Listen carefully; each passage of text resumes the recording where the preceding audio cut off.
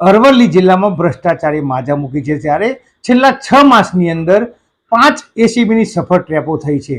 વાત કરવામાં આવે તો આજે મામલતદાર કચેરીના સર્કલ ઓફિસર જયરાજસિંહ વાઘેલા અને નિવૃત્ત તલાટી મહેશ ભાટિયા 15,000ની લાંચ લેતા રંગિયાત ઝડપાયા છે।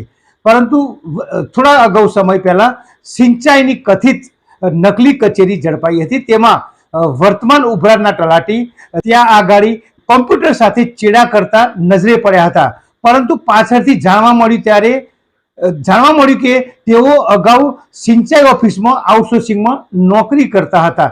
પરંતુ આ મહાશય ત્યાં શું કરતા હતા, તપાસના નામે તાયફા થયા અને શું થયું એ ખબર નથી। પરંતુ મારે જિલ્લાની વહીવટી તંત્રને જણાવવું છે કે જો જિલ્લાની અંદર કોઈ ભ્રષ્ટાચાર કરતી કચેરી ના હોય તો એનું નામ અવશ્ય ઝબકારને જણાવજો, કારણ કે મારે એમને સન્માન કરવું છે, અમને એને ફૂલહાર કરવો છે। પરંતુ આવી કોઈ કચેરી લાગતી નથી કે આવી કોઈ કચેરી જિલ્લાની અંદર મળી રહે।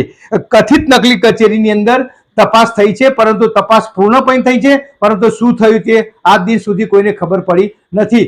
એ વખતે પણ નિવૃત્ત કર્મચારી અને તલાટી મળ્યા હતા। આજે પણ જે ટ્રેપ થઈ છે તેમાં નિવૃત્ત તલાટી અને સર્કલ ઓફિસર ઝડપાયા છે। આવી ટ્રેપો વારંવાર થતી નજરે પડે છે।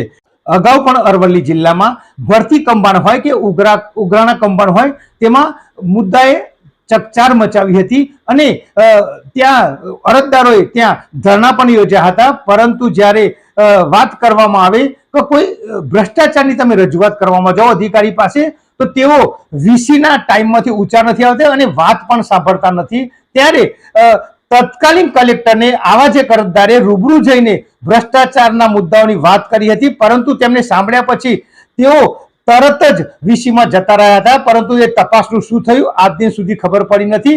એમને પારદર્શક વહીવટ કર્યો કે વહીવટમાં પારદર્શકતા કરી એ આજ દિન સુધી ખબર પડી નથી। નમસ્કાર।